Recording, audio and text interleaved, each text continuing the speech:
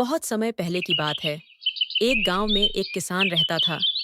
किसान बूढ़ा था और उसकी पत्नी सुंदर और जवान थी। किसान की पत्नी को हमेशा यह लगता था कि उसकी शादी बूढ़े आदमी से कर दी गई है।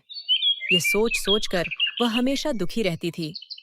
एक दिन उस गांव में कहीं से एक ठग आया और उसने किसान की पत्नी को देखा तो वह सब समझ गया कि यह स्त्री अपने पति से प्रसन्न नहीं है। ठग किसान की पत्नी के पास आकर बोला, सुंदरी, तुम बहुत सुंदर हो। मुझे तुमसे प्यार हो गया है और मैं तुम्हारे साथ अपना जीवन बिताना चाहता हूँ। क्या तुम मेरे साथ मेरे घर चलोगी? किसान की पत्नी ठग की बातों में आ गई और अपने पति को धोखा देकर उसके साथ जाने के लिए तैयार हो गई। दोनों ने भागने के लिए समय तय कर लिया। ठग ने कहा, तुम्हारा पति तो बूढ़ा हो गया, वह धन का क्या करेगा? तुम अपने साथ घर में रखा धन और जेवर भी रख लेना, वो भविष्य में हमारे बहुत काम आएंगे। स्त्री उस ठग की बातों में पहले ही आ चुकी थी और उसके कहे अनुसार उसने घर में रखा धन और जेवर भी अपने पास रख लिए। रात्रि में जब उसका पति और पूरा गांव सो रहा था, तब ठग के साथ घर से भाग गई। सुबह होते होते जब वे गांव से बहुत दूर निकल गए, रास्ते में उन्हें एक गहरी नदी मिली। ठग ने सोचा, मैं किसी तरह इसका धन लेकर इसे यहीं छोड़ देता हूँ। ये स्त्री वैसे भी ज्यादा उम्र की हो चुकी है। मेरे पास धन रहेगा तो कई जवान सुंदर स्त्रियां मिल जाएंगी। नदी को देखकर ठग बोला, प्रिय, इतना सारा धन लेकर हम नदी को पार नहीं कर सकते। पहले मैं इस धन को नदी के पार ले जाकर किसी सुरक्षित स्थान पर रख देता हूँ, फिर तुम्हें भी नदी पार करवा दूंगा। किसान की पत्नी पहले ही ठग की बातों में आ गई थी। इस बार भी उसने बिना सोचे समझे ठग को धन की गठरी दे दी और वहीं बैठकर उसके आने का इंतजार करने लगी। बहुत अधिक समय बीत गया, परंतु ठग नहीं लौटा। अब किसान की पत्नी को सारा माजरा समझ में आ गया और अपना सब कुछ लुट जाने के दुख से नदी किनारे बैठकर रोने लगी। उसी समय एक सियार मुंह में मांस का पीस लेकर स्त्री के सामने से गुजरी। सियार को नदी में एक मछली दिखाई दी। सियार ने मछली देखकर उस पर झपट्टा मारा। मछली उछलकर दूर चली गई और सियार के मुंह में रखा मांस का पीस नदी में गिर गया और तेज धार में बह गया। यह देखकर किसान की पत्नी सियार से बोली, अरे, तू तो अपनी मूर्खता के कारण मांस के पीस और मछली दोनों से हाथ धो बैठी। किसान की पत्नी की बात सुनकर सियार ने जवाब दिया, अरे मूर्ख, तू तो मुझसे भी ज्यादा बेवकूफ है, जो अपने प्रेमी के लिए अपने पति को धोखा देकर आ गई और वो तेरी धन दौलत लेकर तुझे ही धोखा देकर चला गया। तू तो घर की रही, न घाट की। शिक्षा। इस कहानी से हमें शिक्षा मिलती है कि कभी भी छोटी मोटी बातों को लेकर अपनों को धोखा नहीं देना चाहिए, अन्यथा कहीं के नहीं रहते।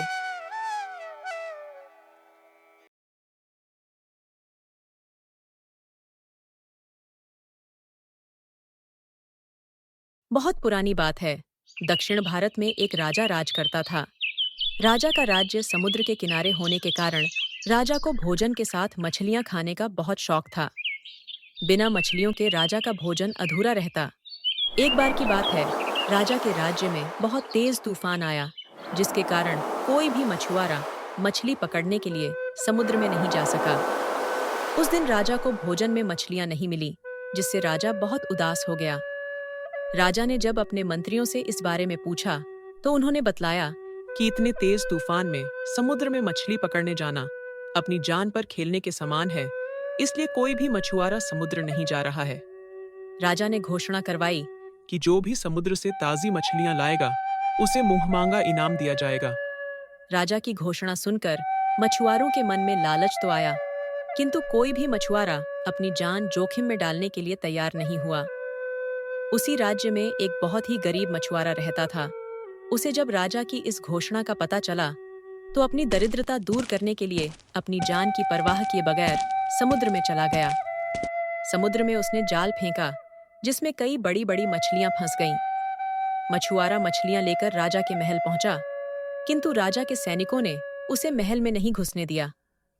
राजा के एक खास मंत्री ने मछुआरे को ताजी मछलियों के साथ देखा, तो मछुआरे को अपने साथ राजा के पास ले जाने के लिए तैयार हो गया। मंत्री जानता था कि राजा मछलियां देखकर बहुत अधिक प्रसन्न होगा और इसके बदले मछुआरे को बहुत सारा धन देगा। इसलिए उसने मछुआरे के समक्ष एक शर्त रखी कि जो भी इनाम मिलेगा उसका आधा हिस्सा मंत्री अपने पास रखेगा। मछुआरा मंत्री की बात मान गया और मंत्री मछुआरे को लेकर राजा के पास पहुंचा। मछुआरे के पास ताजी ताजी मछलियां देख राजा बहुत खुश हुआ। राजा ने मछुआरे को मुंह मांगा इनाम मांगने के लिए कहा। मछुआरा राजा से हाथ जोड़कर बोला, महाराज, मुझे 20 चाबुक मारे जाएं। मछुआरे की बात सुनकर राजा को बड़ा आश्चर्य हुआ और उसने फिर से मछुआरे से कुछ मांगने के लिए कहा, किंतु मछुआरे ने फिर 20 चाबुक खाने का इनाम मांगा। राजा ने अपने सैनिकों को बुलाया और मछुआरे को 20 चाबुक मारने का आदेश दिया। सैनिकों ने मछुआरे को चाबुक मारना शुरू किया। 10 चाबुक खाने के बाद मछुआरा राजा से बोला, महाराज, मुझे आप जो भी इनाम देंगे उसका आधा हिस्सा मुझे मेरे हिस्सेदार को देना पड़ रहेगा, इसलिए बाकी के 10 चाबुक मेरे हिस्सेदारी को दे दिए जाएं। मछुआरे की बात सुनकर राजा को फिर आश्चर्य हुआ और राजा ने उसके हिस्सेदार का नाम पूछा।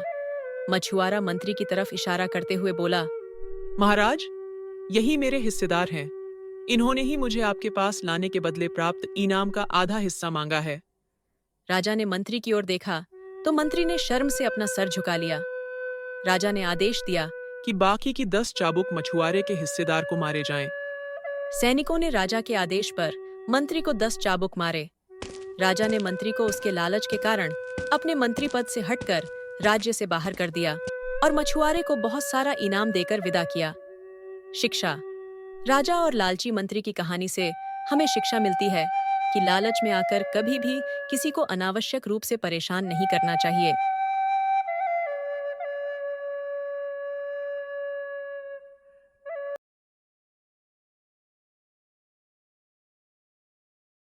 एक गांव में एक गरीब किसान का परिवार रहता था।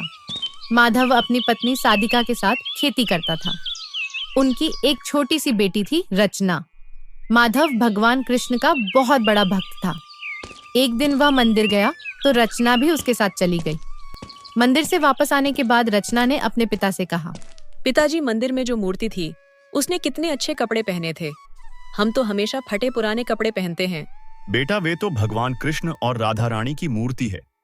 वहां मंदिर में तो बड़े बड़े सेठ बहुत सा पैसा दान में देते हैं, जिससे भगवान की पोशाक बनाई जाती है।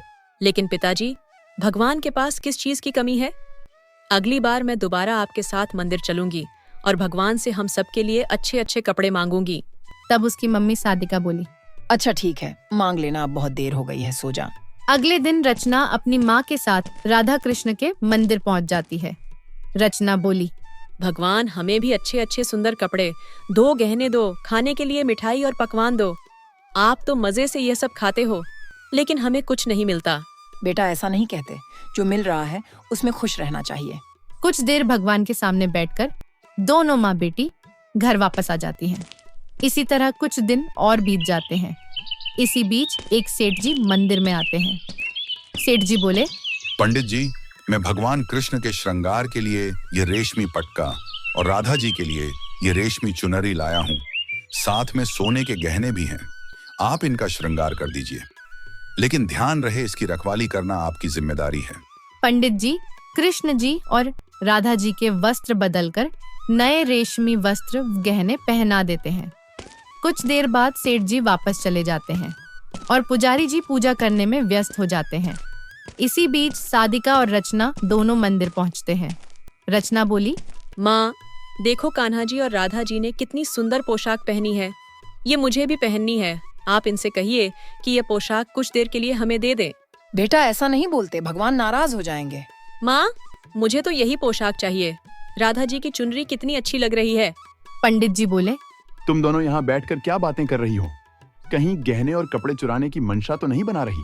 नहीं पंडित जी, बच्ची है इसलिए जिद कर रही है। हम तो मंदिर में हर दिन पूजा करने आते हैं। चलो भागो यहाँ से। मैं सब समझता हूँ। सेठ जी ने सारी जिम्मेदारी मुझे दी है, गहनों की रखवाली की। यह कहकर पंडित माँ बेटी को मंदिर से निकाल देता है। शाम को जब माधव घर वापस आता है तो सादिका उसे सारी बात बताती है। माधव बोला, तू चिंता मत कर, मैं कल जाकर पंडित जी से बात करूंगा। अगले दिन माधव, सादिका और रचना तीनों मंदिर पहुंच गए। वहां सेठ जी भी पूजा करने आए थे। सादिका और रचना को देखकर पंडित ने सेठ जी से कहा। सेठ जी, ये वही लोग हैं जो मंदिर में चोरी करने की योजना बना रहे थे। सुन बे माधव, आज के बाद तू या तेरा परिवार इस मंदिर के आसपास भी दिखाई दिया तो तुझे गांव से बाहर निकलवा दूंगा। माधव अपने परिवार के साथ घर वापस आ जाता है। सादिका रोने लगती है। सादिका बोली, भगवान क्या सिर्फ अमीरों के हैं? हम गरीबों के लिए तो मंदिर भी बंद हो गए। तुम चिंता मत करो माँ, मैं अब कभी नए कपड़े नहीं मांगूंगी। तीनों बिना खाना खाए सो जाते हैं। अगले दिन माधव खेत पर जाने के लिए तैयार हो रहा था, तभी उसे एक आदमी बुलाने आया। माधव अपने परिवार के साथ मंदिर पहुंचा तो उसे पंडित जी ने बताया, राधा कृष्ण जी की रेशमी पोशाक काली पड़ गई। उसे हटाकर दूसरी पोशाक पहनाई, वह भी काली पड़ गई। हमसे बहुत बड़ी गलती हो गई, लगता है भगवान नाराज हो गए। तभी रचना मंदिर के अंदर चली गई। रचना, भगवान जी मुझे माफ कर दीजिए, मेरे कारण आप नाराज मत होइए, मैं अब कभी आपकी पोशाक नहीं मांगूंगी। तभी राधा जी की चुनरी रचना के ऊपर आ गई और वह रेशम की बन गई।